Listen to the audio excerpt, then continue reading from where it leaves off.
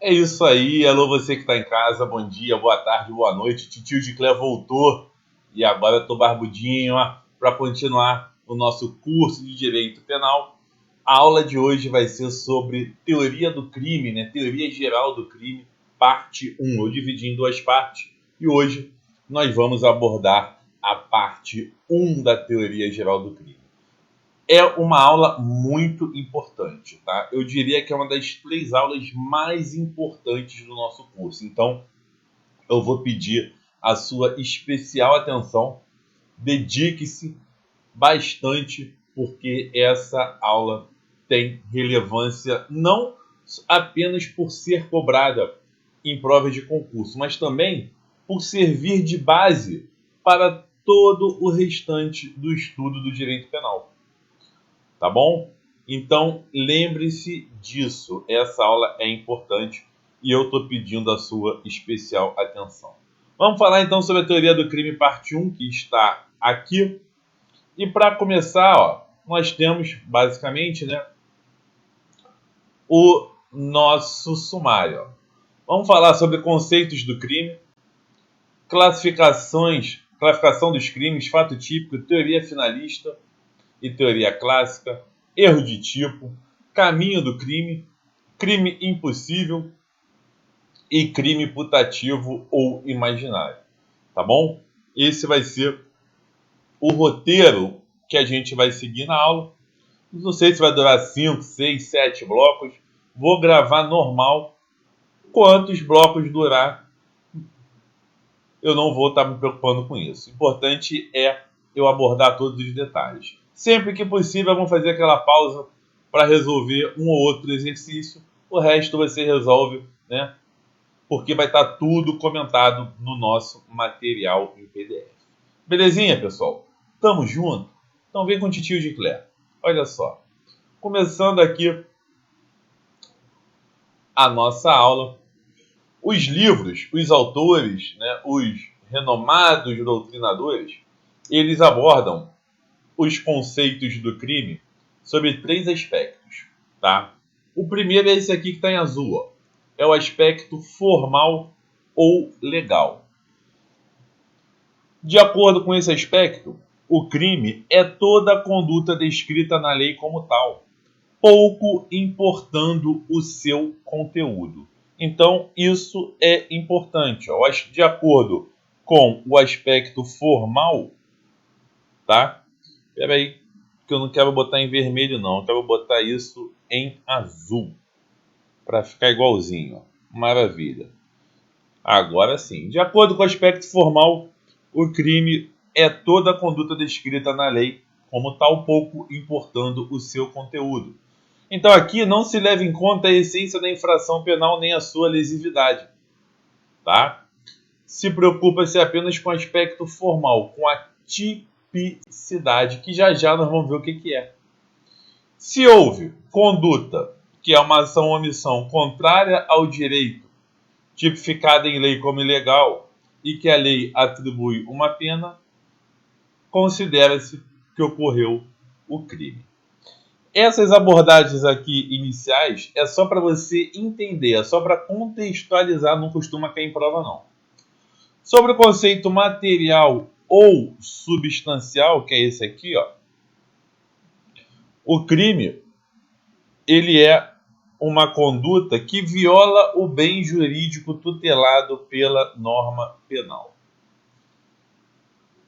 E aí, o bem jurídico tutelado pela norma penal, também chamado de bem jurídico penal definido por Klaus Roxin, como aqueles bens imprescindíveis para a convivência em sociedade.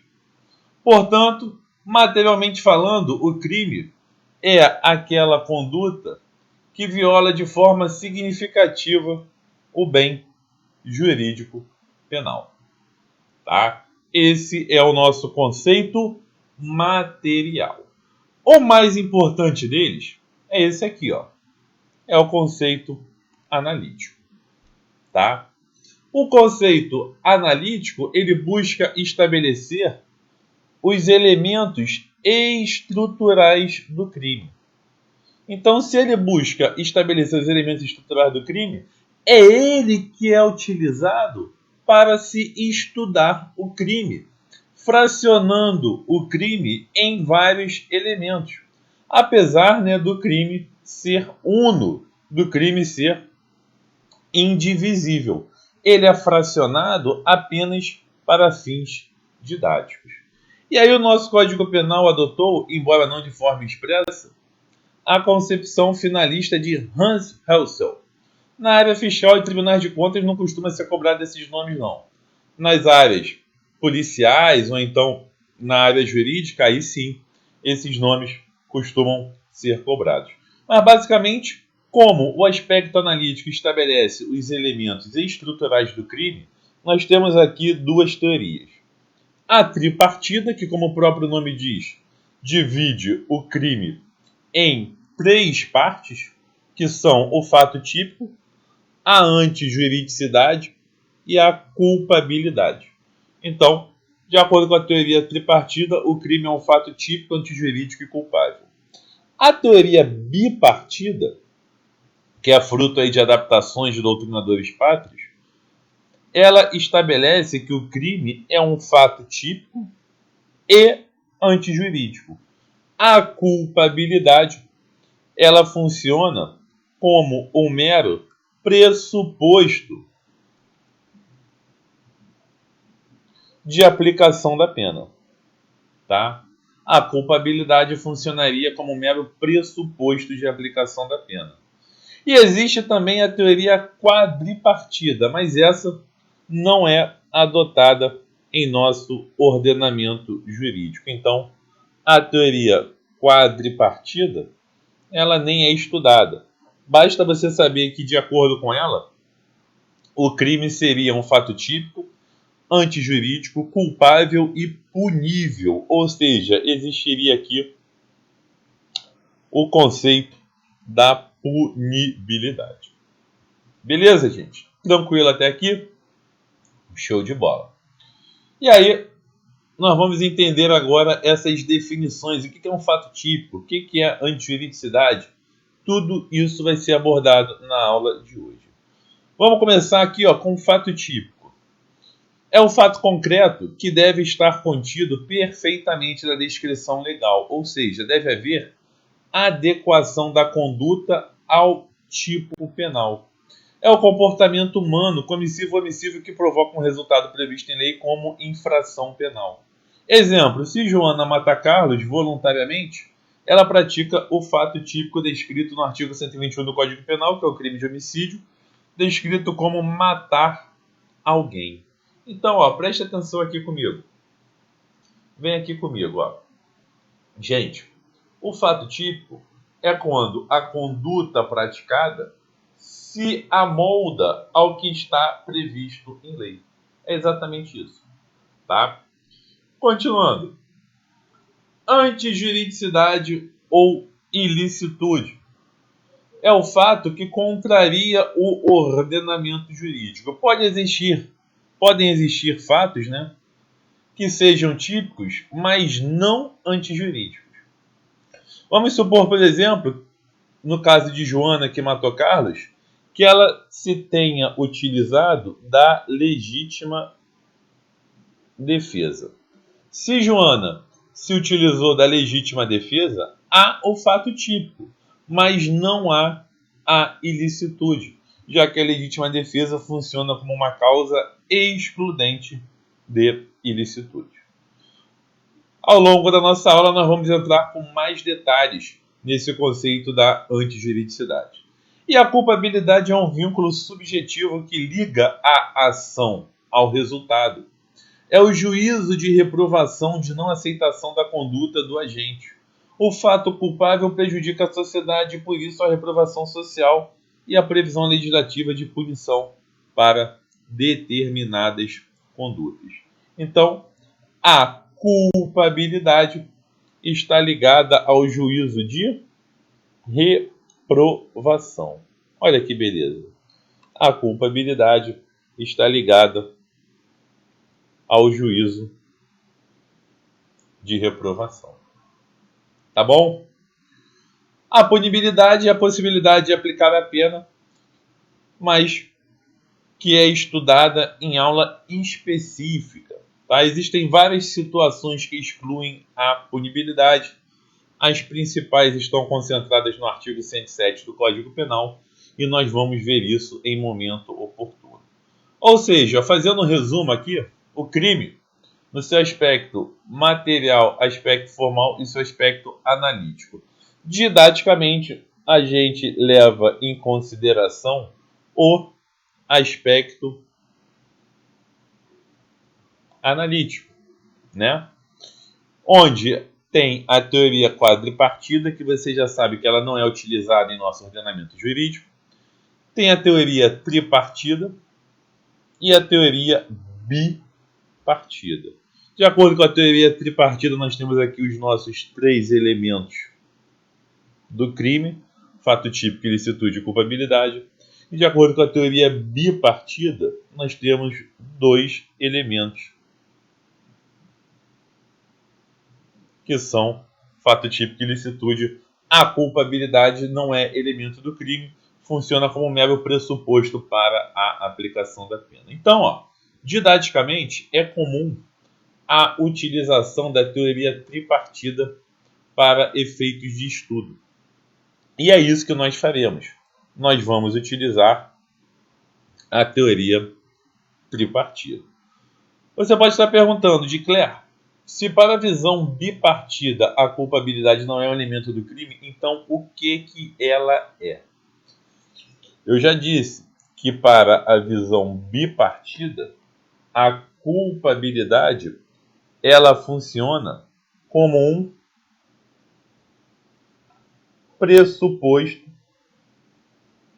para a aplicação da pena. Tá ok? É um pressuposto para a aplicação da pena. Por exemplo, para confirmar essa informação, vamos olhar os artigos 68 e 59 do Código Penal. O artigo 68 diz o seguinte: a pena base será fixada atendendo-se ao critério do artigo 59 deste Código. Então, quando eu falo em pena base, eu estou falando naquela pena que o juiz estipula, tá? Quando tem lá crime de homicídio, artigo 121 do Código Penal, reclusão de 6 a 20 anos, com base em que o juiz vai graduar a pena nesse intervalo de 6 a 20? Com base no artigo 68, combinado com o artigo 59. Então, ele vai fixar a pena base nesse intervalo de 6 a 20 anos, atendendo diversos requisitos, dentre eles o requisito da culpabilidade. Se o sujeito tiver maior culpabilidade, a pena vai ficar mais próxima de 20 anos. Se ele tiver pouca culpabilidade, a pena vai ficar mais próxima dos 6 anos.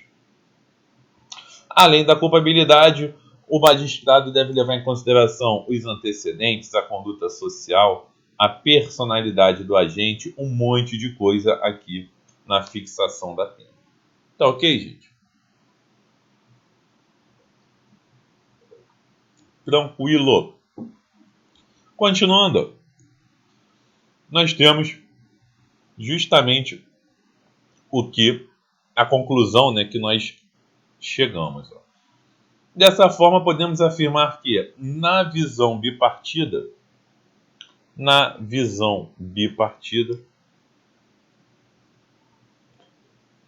a culpabilidade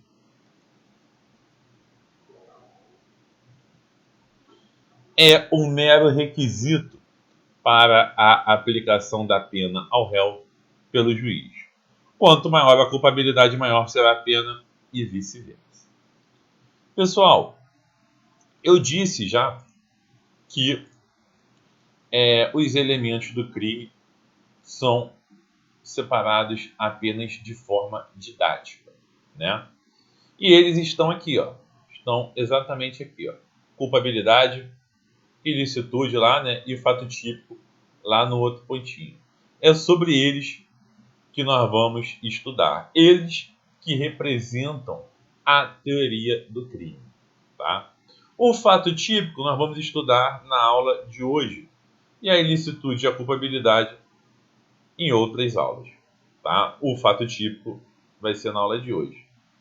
Junto com ele vai ter vão ter diversos conceitos que são muito importantes. Então vamos lá, vamos tocar o nosso barco aqui. Dando prosseguimento, você que já sabe que de acordo com a teoria tripartida, o crime ele tem esses 3 elementos aí, fato típico, ilicitude e culpabilidade, você tem que saber o seguinte também. O fato típico, tá? O fato típico, ele pode ainda ser subdividido em outros elementos, que são a conduta, o resultado, o nexo causal e a tipicidade. Conduta, resultado, nexo causal e tipicidade. Esses são os elementos aqui, tá bom? Adiclé, o que é conduta? Vamos ver. O que é resultado? Vamos ver. O que é nexo causal? Vamos ver tudo. Por hora, para a gente iniciar o nosso bate-papo, você tem que saber o seguinte. Ó. Se alguém pratica uma conduta, para haver crime, essa conduta tem que provocar um resultado, deve haver um elo, uma relação de causa e efeito entre a conduta e o resultado, e tudo isso tem que se amoldar ao que está escrito na lei, caracterizando a tipicidade. Aí sim haverá fato típico. A ilicitude, ela tem algumas situações excludentes, ou seja, que fazem com que a ilicitude deixe de existir e, consequentemente, o crime também deixe de existir. Essas excludentes estão espalhadas pelo Código Penal, na parte especial do Código Penal, e também estão concentradas no artigo 23. Nós vamos ver isso ao longo do nosso curso. Por fim, a culpabilidade, tá? A culpabilidade, ela tem alguns elementos, alguns pressupostos.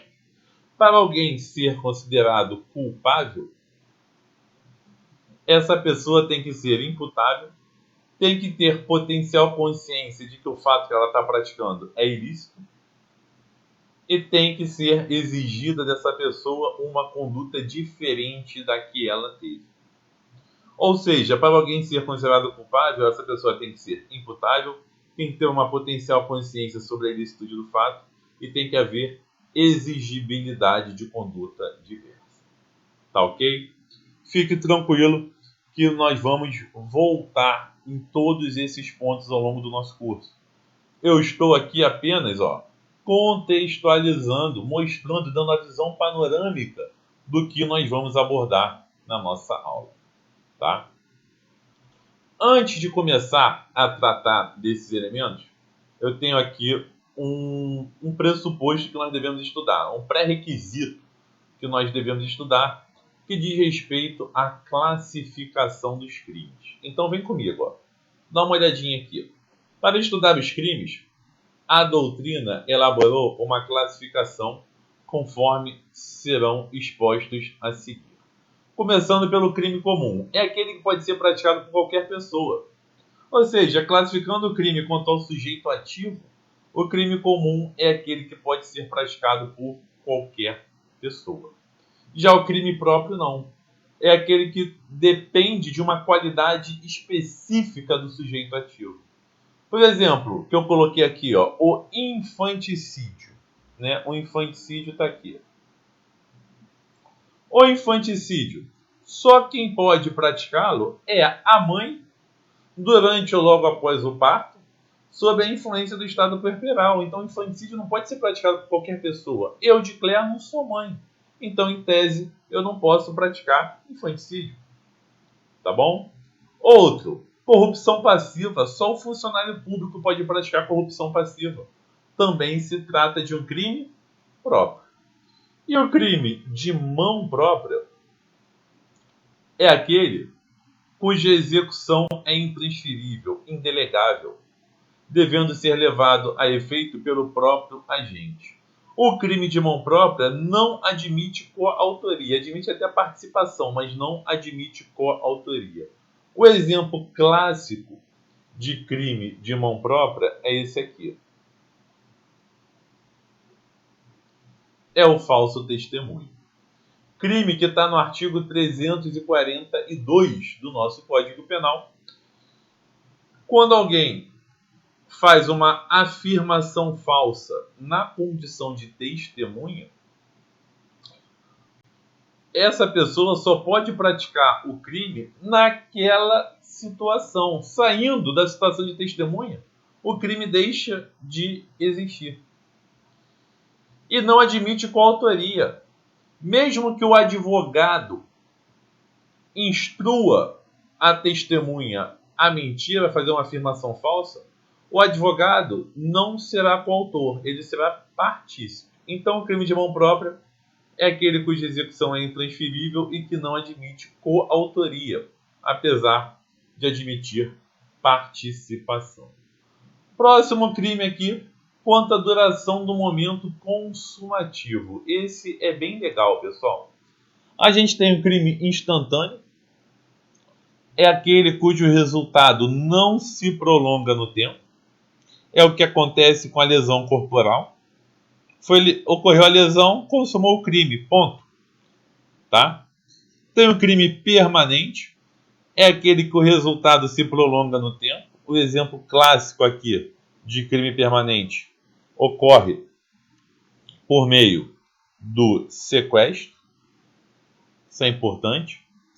Começou o sequestro, até o sequestro terminar, ele está se consumando. Então, a consumação do sequestro pode durar 1, 2, 3, 5, 6 meses, se o sequestro durar 6 meses. Tá?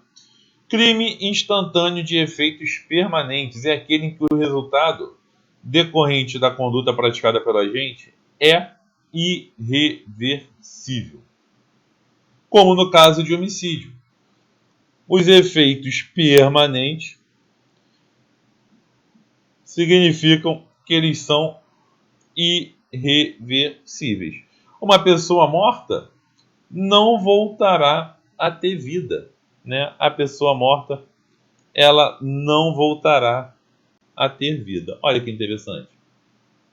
Beleza? Então, mais uma classificação quanto à duração do momento consumativo. Quanto ao resultado, esse também aqui é muito importante. Classificação do crime quanto ao resultado.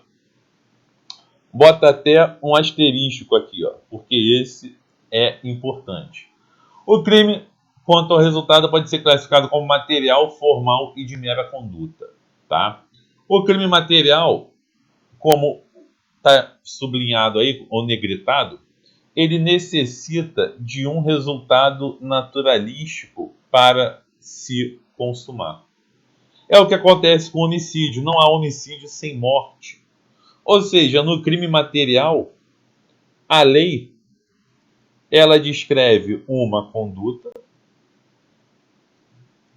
descreve também um resultado, e esse resultado ele é necessário.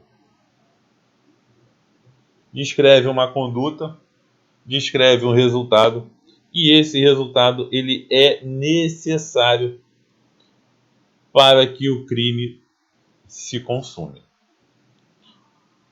Beleza? No crime formal, não.